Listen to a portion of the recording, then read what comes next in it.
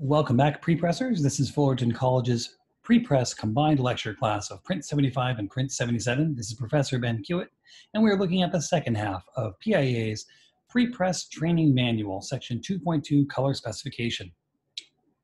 Can't believe I actually said all that without messing up. We'll see if we can carry this out in one take, people. Okay, we're starting here with the Pantone matching system, which was the first real attempt to actually standardize spot color. It has an unfortunate acronym, which I'm not sure if they thought through when they first came up with this, but there it is. Really? My mouse is going to stop working. There we go. So the Pantone library consists of 19 basic inks, but these are all put together in prearranged recipes for print shops to follow to be able to mix any of the library of 1,000 colors they have. A lot of these colors are outside the gamut of CMYK. The gamut is the available number of colors that you can print. CMYK can print the illusion of all colors, but it cannot print all colors. Down here, in this slide, the images at the bottom show you on the left, the Pantone number C is the solid ink of just that color made by Pantone, printing those colors. The adjacent color on the right of each that looks similar-ish, okay, not really, the supposedly connected color on the right with the same number, but PC means process color. So you have the spot on the left, the process on the right, and it's showing you how close a Pantone spot color can, or sorry, other way around, how close a Pantone process color can come to matching their spot color. There are some colors where they are nearly identical. These are the ones that are well within the CMYK gamut, but there are some that are so far towards the edge of what CMYK can do or well beyond it that you stand no real chance of ever matching it without using that proprietary ink. Toyo. This is the Japanese version of making spot color. Came a year after Pantone. They started with 262 colors. Now they've got over 1,000. They have a lot of different things. One of the interesting ones of this one is they have tear-off strips. So if you're working with clients, you can tear off part of your swatch book to give them, and they can take it home and match it to their office walls or whatever other stationery they're using to see if it looks good. They also have black, white, and silver next to each thing next to their colors, so you can see exactly how the spot color is going to look next to the normal process black or white. True Match. This is a process color swatch book. Not all swatch books and color books are made using spot color. Some of them, thankfully, are actually built up of nothing but process builds.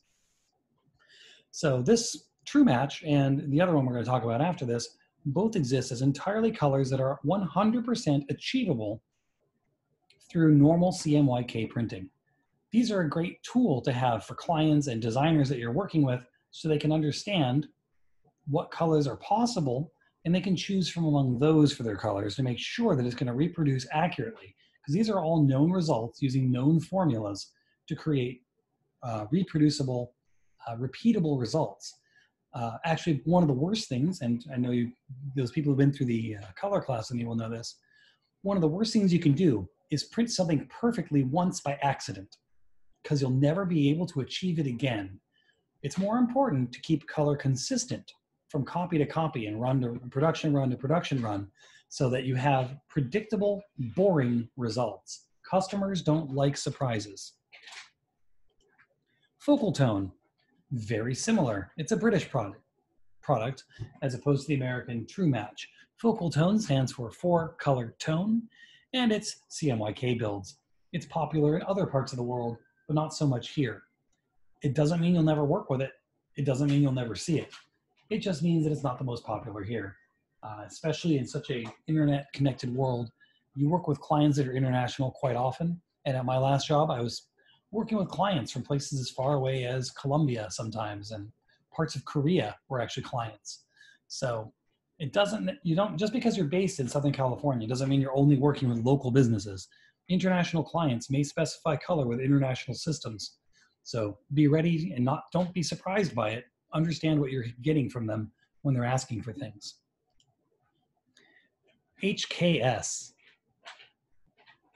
This is the German answer, and it has more spot colors and way more tones than the original Pantone series.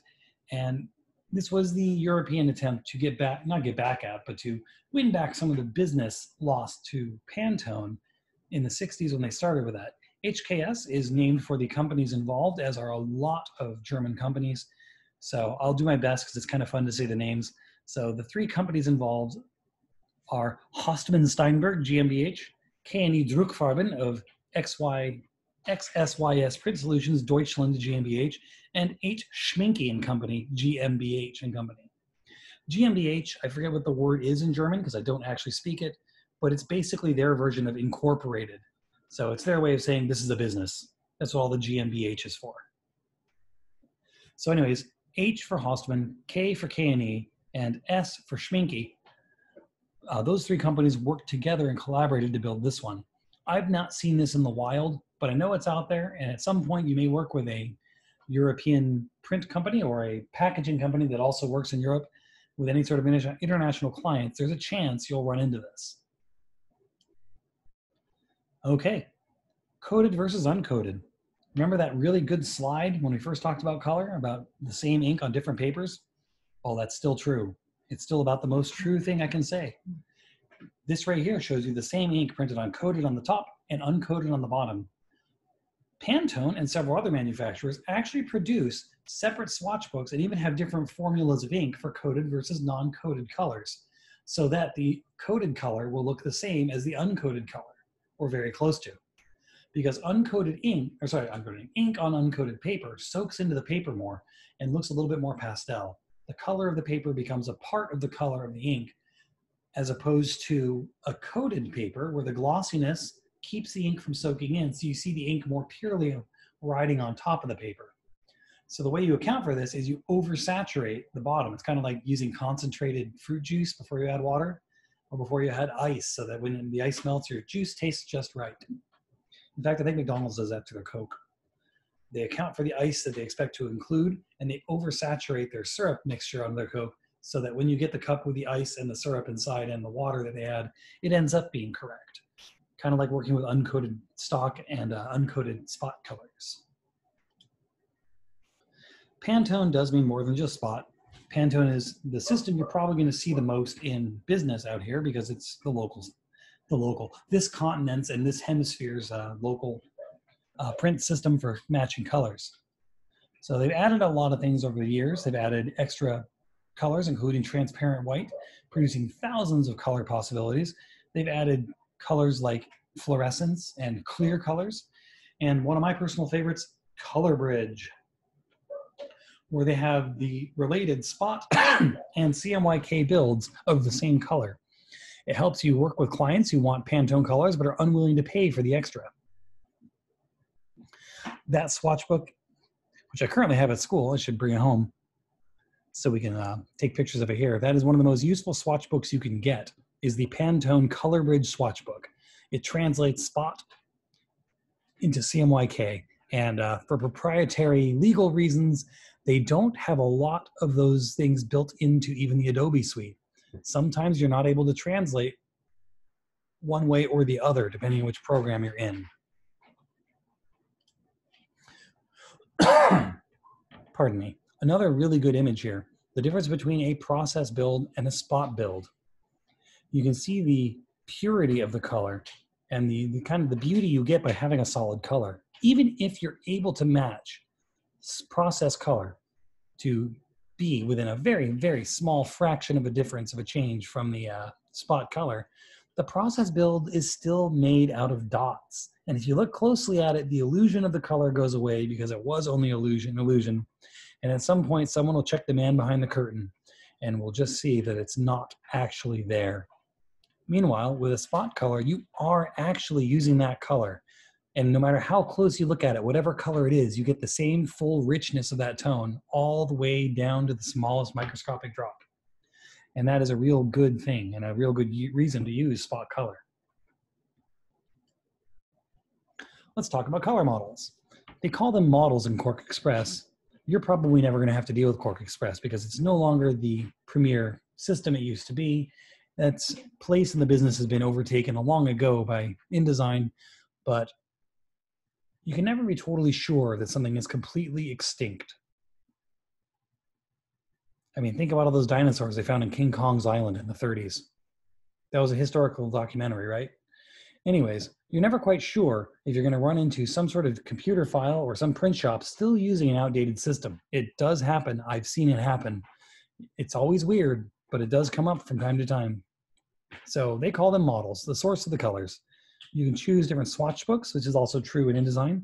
And you can also choose other ways of creating color like RGB, which is the typical computer screen version, HSB, which is hue, saturation, brightness, which if any of you are old enough to remember old CRT TVs, before they went flat screen and plasma, you'd have two little knobs at the bottom, or three, a hue, a saturation, and a brightness.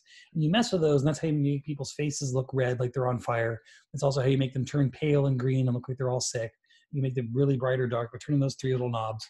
Or LAB, which we will talk about at length another time. And if you've been in my color class, LAB is the stuff. LAB, spoilers, is not so much a color model for creating colors, but a map of human color perception. Therefore, any color that can be seen by a human being, at least on average, because you have to take survey data of many people and try to figure out what they all see in common, everything in lab is able to define anything a human being can see color-wise. Built-in swatch books. This is fun. InDesign, Illustrator, Photoshop all have the entire Pantone library, the entire HKS library, the entire Focoltone library, the entire Toyo library. In fact, everything we talked about in this lecture, you can go into InDesign or Illustrator or Photoshop and look in the colors, go through the color libraries and find all of them. And you can choose any one of those colors to put into a design on your computer. But be careful. Those colors are spot colors. And if you go to actually go out to print these, they will cost you extra money, or cost your client extra money and possibly extra time. I've had lots of problems with designers who use these things as palette books. They assume they found the paint section in the art store all of a sudden, get happy and start choosing Pantone colors that they like to make pretty pictures.